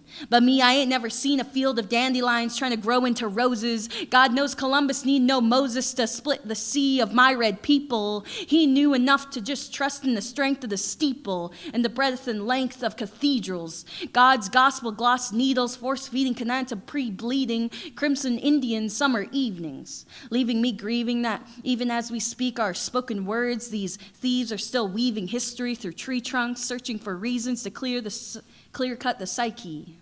I think we all know that if Mikey didn't like his bowl of life, they would have let him starve. And still, we wonder if the marvels of our carven nations, Segra, Decra congregations, and still in the thrones, they hastened to sing songs of races, and Reformation was sung by the lungs of long dead Masons.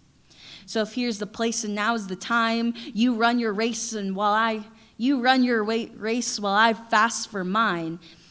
And hunger for the day when I can release the images of my people, proud and free from collective walls of imagination. But right now, North America is just a fucked up fancy restaurant, and I'm looking forward to the day when I can't get a reservation.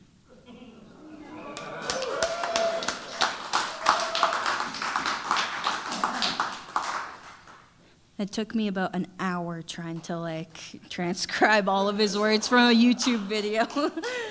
I was looking through different YouTube videos to try just make sure it was word for word. So I'm gonna do one of my poems just to go in kind of with what his vibes were in the last poem. This poem's called Father Son, and I hope you guys enjoy. In the name of the Father, Son, Holy Spirit, I bow down on my knees in grade 1 to pray to someone I was told I should believe in. I bow down my head because I needed to worship someone who didn't seem to worship my people when they were at their lowest. Where was God when they tried praying to him when they all wanted to die? How am I supposed to love someone who says that my two spirited friends are supposed to go to hell because they want to show their love or even have sex? No, that's not okay, the priest says. My God is my creator, the creator who made me from her heart. She cries, be yourself, Hupkosta, be yourself, Siathia. But it's really hard for me to believe being my true self will give me this respect in this fucked up world of white supremacy. Because for centuries, my people were shamed into believing that themselves was a sin. For centuries, my people were molested, killed, ripped from homes. People say that my ancestors were put in residential schools, but no, those were my great-grandparents. They were told to go down on their knees to pray to their Father who art in heaven. My great-grandfather who spoke our mother's tongue was told being his true self was an immoral act, disrespected God. His language was disgusting, but really, it was our weapon. My great-grandmother was hurt. She was taken to residential school to be whitewashed, scrub her dirty brown skin off, wash her sins away, push her under the water. Her sins will go away, her language will go away, and her culture will go away, and she will start to go away too. She was groomed. She was groomed to love God. My great-grandmother loves to pray, though. She prayed to God that she would escape this place that wanted to rid her from this world. She prayed and prayed and prayed, and her and my great-grandfather, they kept our culture. They spoke our native tongue, and the only time I pray is when I pray to God to give me my kuas chup back. I bow down my head and I pray in the name of my father who was slapped with a ruler because he was native, to my future son that one day he will be born into a world where hopefully he will be told being native is a gift, to my Siawan that one day I will be able to say that I survived my intergenerational trauma, and kleko in my nas. Thank you.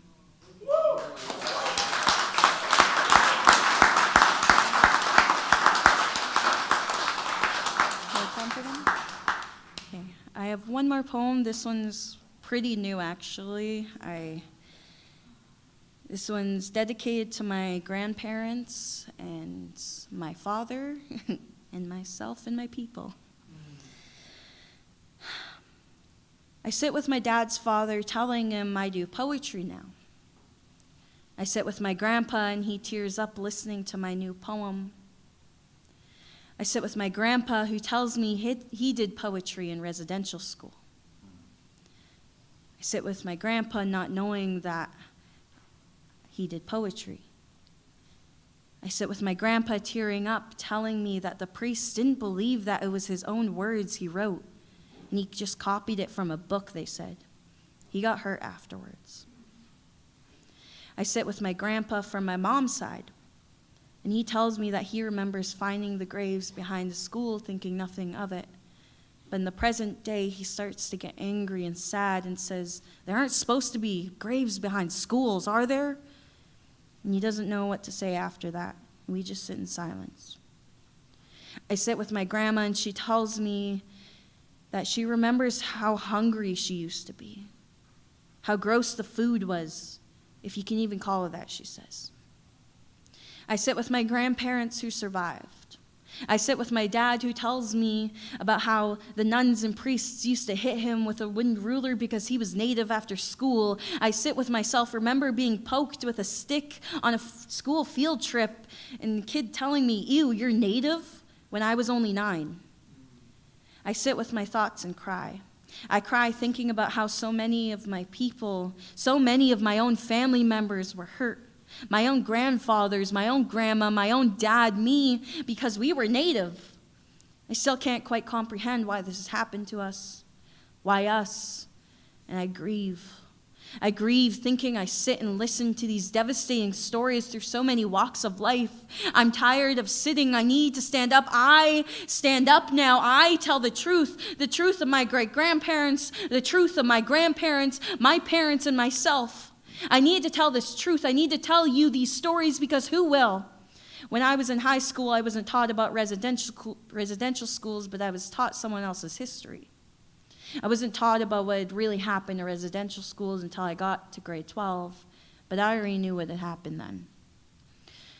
The truth of Canada's cultural genocide isn't an easy topic, and I know it, but I'm not going to sugarcoat it so you feel comfortable when I speak. I will keep standing up and telling my truth, my relation's truth. But for now, all I can do is speak and hope you hear the words that are coming from my mouth. Thank you. Shauntelle, D.C. Thank you very much, Shauntelle.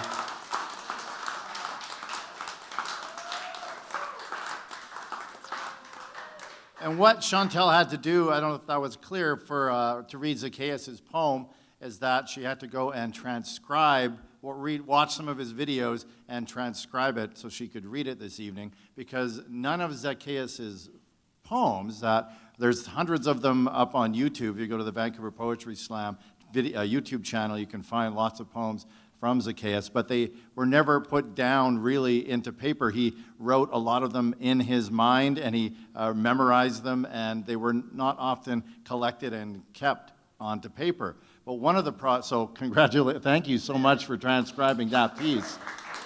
That's one of his better-known pieces called Invictus, but I don't know entirely who's doing this, but I know there is a project right now as well to get some of Zaccheus' work done from his family to put it into, get it transcribed and down onto page, and also to get that work translated into Blackfoot. And so I'm put down and collected. Zaccheus was Blackfoot, and so get that work down in his native mother tongue, as well as in English as well. So that's wonderful stuff. Thank you again, Shauntelle, for sharing your work. So we're going to get just Teresa to help move over this table because we've got our final reader coming up, and it's been a long wait, but I think it's going to be well worth it because I always like seeing Stephen around. I remember him from the co-op. I volunteer at Co-op Radio, but haven't been down there much during the pandemic, but we still do Wax Poetic, and Stephen was always there, and Stephen's a very huge supporter and participant in the arts in the downtown Eastside. Stephen Lytton is his government name, his given name, and his Indian name, as he told me, and he will extrapolate on that in a bit. He moved to Vancouver in 1978. He's been a part of the Heart of the City community play, involved in public speaking and the arts, and as a residential school survivor, he no longer wants to be surviving, but he wants to be thriving. And Stephen is going to elaborate on what that means. No longer surviving, but thriving. Reading the work of Kat Norris. Please welcome Stephen Lytton.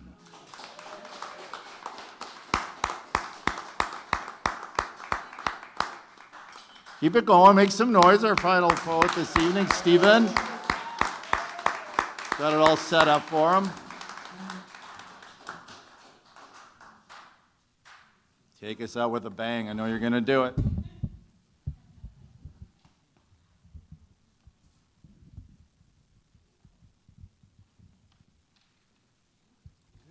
Yes, I'm good.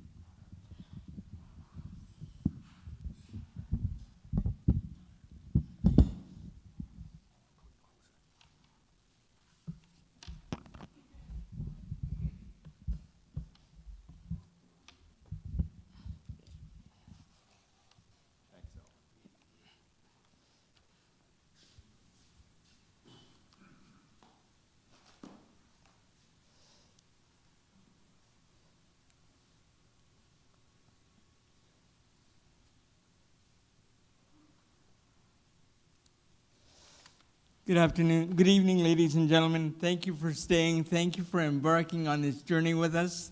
And thank you for the Heart of the City and all the other stakeholders that made this possible. I would also love to honor our women from the four corners of the globe. And without you, nothing else matters.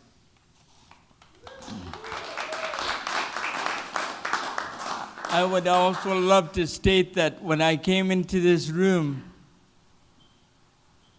as an Indigenous person, I was shaking. And it's, for me, it's a way of getting into the zone because I know the reason I'm here. And we have no other option but be straightforward. So I want to honor our last poet who set the tone for this evening, set the tone for myself. Each time we lose someone, we lose a bit of ourselves.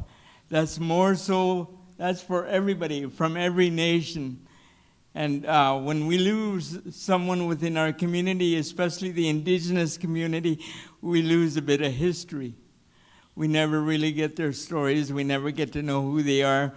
But I'd also like to honor the Downtown Eastside Moving Theater, Vancouver Moving Theater, for having Kat Norris as the artist in residence for a number of years that she was.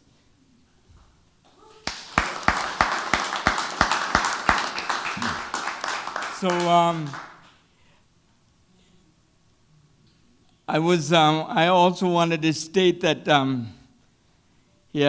each time we lose someone, and I come in here, every year we lose someone. We've lost Sid Tan. We've lost Henry? No, who's the gentleman that carried the staff? Stanley Paul. We've also lost Kat Norris, and so many unspoken ones we don't know of at this time. Before I continue, I'd like to set the tone as to why we're here. And it's about emerging the tangible and the intangible ancestors and ourselves, but coming together for this evening and this purpose.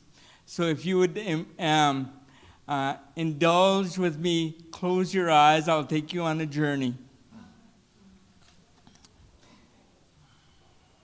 A winter's night, a winter's night. Let us travel back in time through the darkest hour of a winter's night to a land where peoples driven together from the four corners of the globe collide. The past, the present, and the future seem like dreams, but their destinies combine. Ancestors, ghosts, fill the entire house, sharing pain, heartbreak, love, and compassion. Thank you, ladies and gentlemen. I would like to also now begin Kat's poem. I've been honored to work with her in a number of projects, and she's been a valuable asset to our community. I would like to start by telling you a bit of who she is. If I can read this, great. The fine print is, it says, sadly, Kat Norris, our dear friend, advisor, and beloved colleague, and the heart of the city elder in residence from 2017 to 2021. Kat Norris, grandmother, Salish mom, grandmother, urban auntie, powwow, organizer, community activist, residential school survivor, founder of Indigenous Action Movement.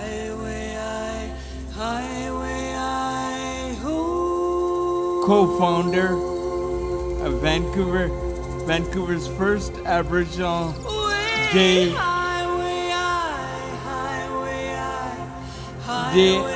events, community builder, cultural speaker, and a workshop facilitator, actor, singer, dancer, poet, writer, creator, collaborator, and a warrior for women. This is the poem I've been honored and given to read on behalf of Kat, our sister, our beloved loved one. Hello, I am the B word. Yeah, I'm proud. Coast Sailors community activist, mother, grandmother, powwow organizer. Still the B word. Still the B word? Okay, it goes a little something like this. As the only native in the class, I was smart and didn't need any help from anyone. Got a 426 GPA that turned me into the B word. As the new girl in the group, known as nice, until I make the guys laugh. And man, I can dance. The girls don't like it. What does that make me? The B word, right? I said, no, the guys. I said, no, the guys. I didn't know how to say no to before.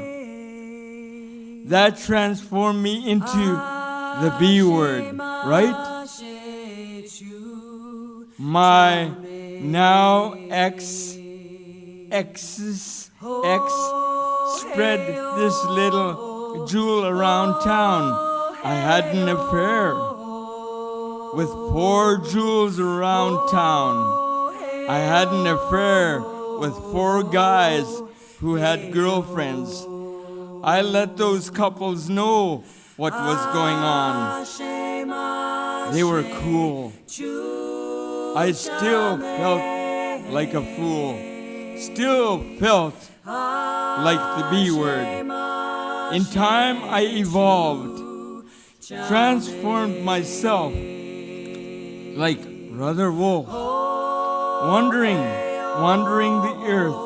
You know, I've never felt beautiful, but I have evolved despite seemingly being spat on in this entity called life, seemingly released by the Creator to fend for myself in this intergenerational cesspool, world of lateral violence. She did not care that it hurt, that as a residential school survivor, I already survived, battled depression, anxiety, and PTSD, lupus, fibromyalgia, foot neuropathy, just to name a few. Friends said, "Don't worry, you'll find out who your friends are." But I didn't want to know who my real friends were. I wanted things to go back to where they were, happy, free, when I could just have fun and not feel guilty without worrying I looked like a slut. Our land holds the truth. Ancestors hold my heart to our Salish teachings. Forgive, and you will learn so much more about the strength and beauty you behold. Residential school survivor, walking through the pain, standing strong. I am Kat Norris, beautiful, indigenous, tough, compassionate human being.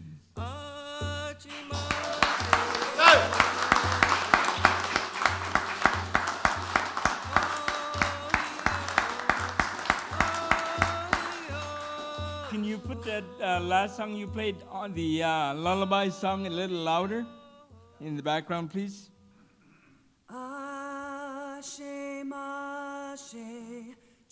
Honoring our grandmothers.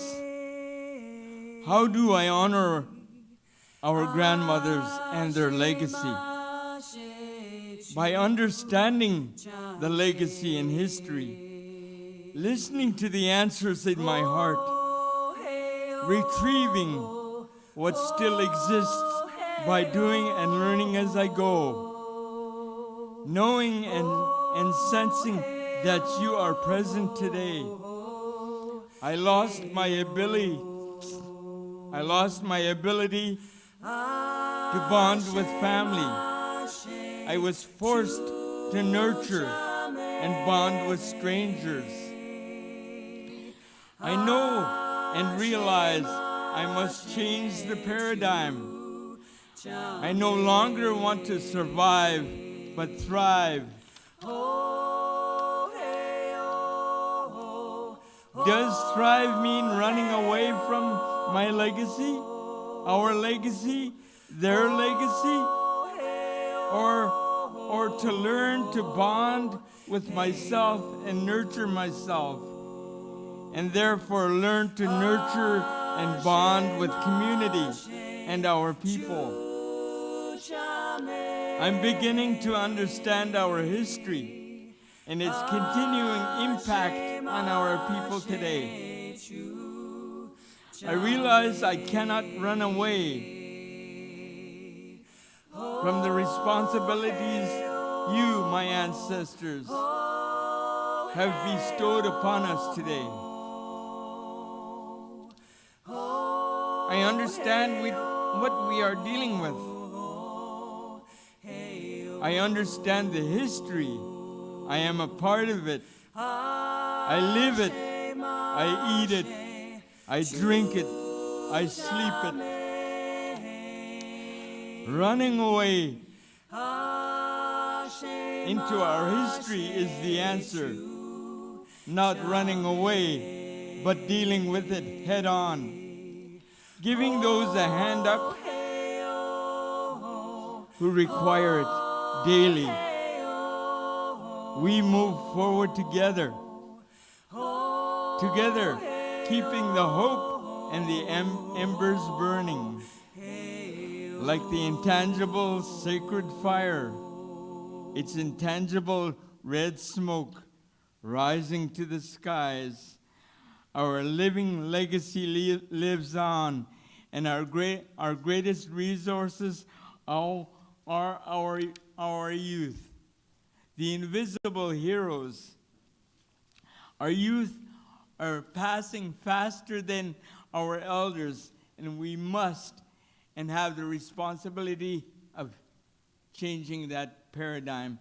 So I want to thank each and every one of you for being here today, and I'm honored that you're here, and you now have an opportunity to shed light on what we've shared. You're the witness. So thank you very much, ladies and gentlemen, for being here tonight.